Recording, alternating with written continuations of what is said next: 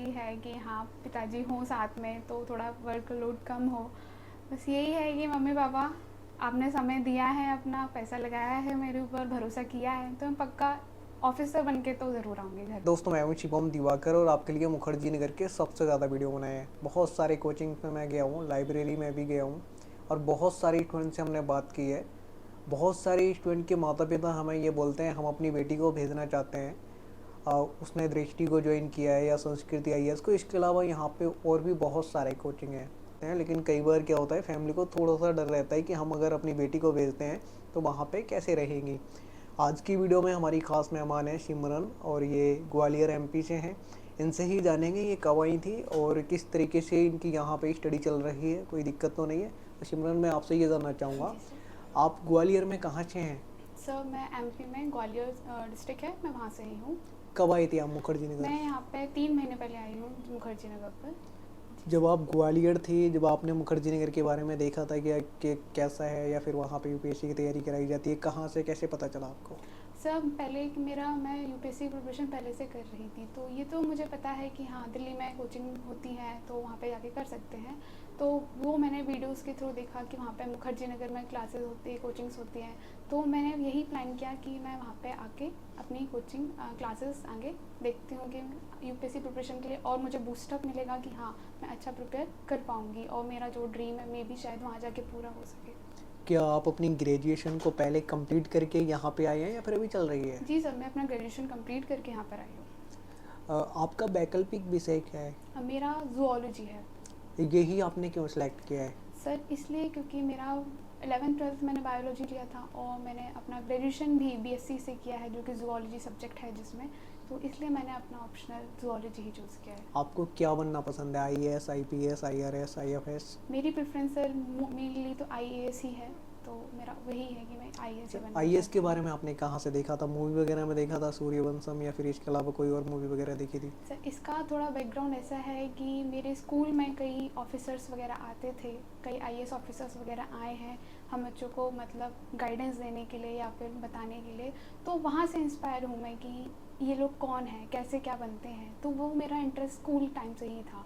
तो बाद में जब मैंने अपना ग्रेजुएशन स्टार्ट किया तो मैंने सोचा क्यों ना अपना ये ड्रीम किया जाए पूरा, तो उसके लिए फिर मैंने फिर UPSC के लिए पता किया कि IAS ऐसे बनते हैं। पिताजी क्या करते हैं? मेरे पिताजी BSF में हैं। वाह। जी सर। दोस्तों, ये भी एक बहुत अच्छी बात है कि इनके पापा वहाँ पे हम लोगों के लिए बॉर्डर पे हैं। मैं आपसे ये जानना चाहूँगा, फैमिली में आप सबसे बड़ी हैं या छोटी हैं? जी सर, मैं अपनी फैमिली में सबसे बड़ी हूँ। सबसे बड़ी आप ही हैं? हाँ, आपसे छोटा भाई बहन है? मेरी एक सिस्टर है और फिर देन मेरा भाई है। अच्छा, यहाँ पे आपने कोई कोचिंग वगैरह भी मुखर्जी नगर में आके ज्वाइन किया है या फिर सेल्फ स्टडी कर रहे हैं आप? सर जैसे आपको पता है GS होता है और ऑप्शनल होता है, तो GS का तो मैं सेल्फ ही कर रही हूँ और ऑप्शनल के लिए मैंने यहाँ पर आके कोचिंग ज्वाइन की है। GS के लिए आपको अपने आप पर भरोसा है पूरा? हाँ सर, भरोसा है कि हाँ मैं कर सकती हूँ इस चीज़ को तो कंप्लीट। ऑप्शनल के लिए जो आपने कोचिंग ज्वाइन की है, वो जी सर। वहाँ पे आपकी कितने घंटे की क्लास चलती है? सर वहाँ पे मेरी लगभग 2 या 3 घंटे क्लासेस चलती हैं और वीक में अगर देखें तो 3 दिन अगर मेरी ऑफलाइन लग रही है तो 3 दिन मेरी ऑनलाइन क्लास लगती है, तो मैं यहाँ पे आके भी ले लेती हूँ वो क्लासेस अपनी। और यहाँ पे PG में आप कितने घंटे खुद से पढ़ते हैं? सर PG में तो ये है 7। पहले मैं लाइब्रेरी ज्वाइन करती थी इससे पहले मैं, तो मैंने सोचा कि वहाँ हो जाएगा, तो वहाँ भी ठीक है हो गया। फिर मैंने यहाँ PG में आई तो मुझे लगा कि मैं यहाँ पे कर सकती हूँ, तो यहाँ मेरा लगभग 8 घंटे तो प्रोडक्टिव निकल जाता है। मम्मी पापा की कभी याद आती है आपको, क्योंकि आप घर से काफ़ी दूर हैं? सर बहुत याद आती है, अभी कुछ टाइम पहले ही बीमार पड़ी थी तो उस टाइम मम्मा की याद आई कि मम्मा होती तो थोड़ा संभाल लेती, तो घर वालों की तो याद आती है सर। यहाँ पे अगर PG की बात की जाए, आप लोग इतने छोटे छोटे रूम में रहते हैं, सैल्यूट करता हूँ मैं। बहुत सारे स्टूडेंट रह नहीं पाते हैं, जब गांव से आते हैं, खुली जगह से आते हैं, तो कहते हैं कि इतने छोटे छोटे रूम में तो हम गांव में रहना बिल्कुल पसंद नहीं करेंगे, इतना बड़ा तो वहाँ किचन ही होता है, इससे भी बिल्कुल। बड़ा। तो यहाँ पे आप लोग कैसे मैनेज कर लेते हैं? PG में कोई दिक्कत वगैरह तो नहीं होती है आप लोगों को? सर दिक्कत तो नहीं है, अगर कोई भी दिक्कत होती है तो जो हमारे भैया हैं ओनर हैं PG के, उनसे हम बोलते हैं तो वो सॉर्ट आउट कर देते हैं। थोड़ा बहुत तो सर एडजस्टमेंट करना ही पड़ता है क्योंकि हम यहाँ पढ़ने आए हैं, तो हर चीज़ तो हमें फैसिलिटी नहीं मिलेगी, तो थोड़ा बहुत एडजस्टमेंट करके ही चलना पड़ता है। तो खाना कितने टाइम आपको यहाँ यहाँ पे पर मिलता 3 है? टाइम खाना मिल जाता है, सुबह चाय नाश्ता, दोपहर में लंच, देन शाम को डिनर, तीनों टाइमली मिल जाता है खाना। चेंज भी होता है या डेली एक जैसा ही नहीं रहता है? सर, हर दिन का शेड्यूल है तो उसी शेड्यूल के हिसाब से खाना बनता है। आज आपको देश भर की कई हज़ार स्टूडेंट देख रही होंगी, क्या कहना चाहेंगे आप उनको? क्या ज़रूरी है मुखर्जी नगर आके ही तैयारी करें या आप घर से भी कर सकते हैं? से वो अब सबकी अलग अलग प्रेफरेंसेस है। पहले मैंने भी सोचा था कि नहीं, मैं घर से ही कर लूँगी प्रिपरेशन, मेरे लिए अच्छा रहेगा, क्यों मैं उधर जाऊँ, मैंने ये सोचा था। बट फिर घर का माहौल उस तरीके का होता है कि आप कहीं ना कहीं कमियाँ आती हैं आपकी प्रिपरेशन में। तो अगर आप आना चाहते हैं कि हाँ, मैं जल्दी ही सक्सेसफुल हूँ इस यूपीएससी की जर्नी में, तो बिल्कुल आप मुखर्जी नगर आइए, अपनी प्रिपरेशन कीजिए, क्योंकि वो एक अलग इम्पैक्ट रहता है एज़ कम्पेयर टू आप घर के कंपैरिजन में। तो फर्स्ट अटैम्प्ट आप कब देंगे? दे दिया है आपने या सर फिर अब मैंने दे देंगे? दिया है फर्स्ट अटैम्प्ट 28 मई को? जी सर, 28 मई को 2023 में मेरा फर्स्ट अटैम्प्ट था, तो मैंने वो दिया। बट मुझे पता नहीं था कि, मतलब पता था एक वे में कि हाँ इस बार नहीं होगा, क्योंकि कहीं ना कहीं मेरी कमी थी, तो मुझे पहले से ये चीज़ का पता था कि मेरा नहीं होगा। बट फिर प्रीलिम्स का पेपर भी उस लेवल का आया, तो नहीं हो पाया सर। इस बार आपकी सेकेंड टाइम की पूरी तैयारी चल रही जी है? सर, बिल्कुल वही चल रही है। इस रूम में आप 2 लोग रहते हैं? जी सर। दोस्तों ये शेयरिंग रूम है। अगर मैं आपको थोड़ा सा दिखाना चाहूँ तो एक साइड इनके मैप वगैरह लगे हुए हैं और यहाँ पे इनकी कुछ बुक्स वगैरह रखी हुई हैं।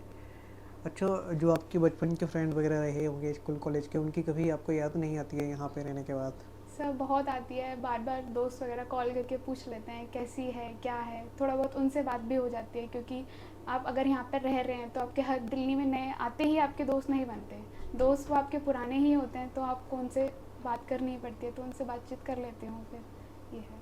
अच्छा, कितना रेंट वगैरह पे करते हैं इस पीजी का आप? इसका अभी हम 2 शेयरिंग में है, तो 8500 है, और बिजली का बिल अलग से जाता है। अलग से आपको देना पड़ता जी है। सर। यहाँ पे जैसे ये सारी चीज़ें आपने लगाई हैं यहाँ पे लिख करके, ये आप लोग दीवार पे क्यों लगाते हैं? सर ये तो मेंस का सिलेबस है, GS 1, 2, 3 एंड ये एथिक्स GS का सिलेबस है। तो क्योंकि प्रिपरेशन के टाइम पे सबसे इम्पोर्टेंट दिया गया है सिलेबस, तो उसी से प्रिपरेशन होती है, तो वही सिलेबस मैंने लगाया हुआ है कि मैं प्रिपरेशन अपन अगर पढ़ाई कर रही हूँ तो मुझे पता हो कि हाँ मैं ये चीज़ पढ़ रही हूँ, ये मेरे काम के लिए है, तो मेरे को मेंस का इसी तरीके से पढ़ना है इसका। तो ये मेरा सिलेबस है, ये मैप्स लगे हुए हैं। दृष्टि के लिए, दृष्टि को आपने ऑप्शनल के लिए ज्वाइन किया है क्या? नहीं सर, बैग रखा हुआ है यहाँ बट पे? वो मेरी रूममेट का है सर। अच्छा, जी सर। यहाँ पे इनकी फ्रेंड का एक बैग भी है। लड़कियों को स्पेशल क्या मैसेज आप देना चाहेंगे?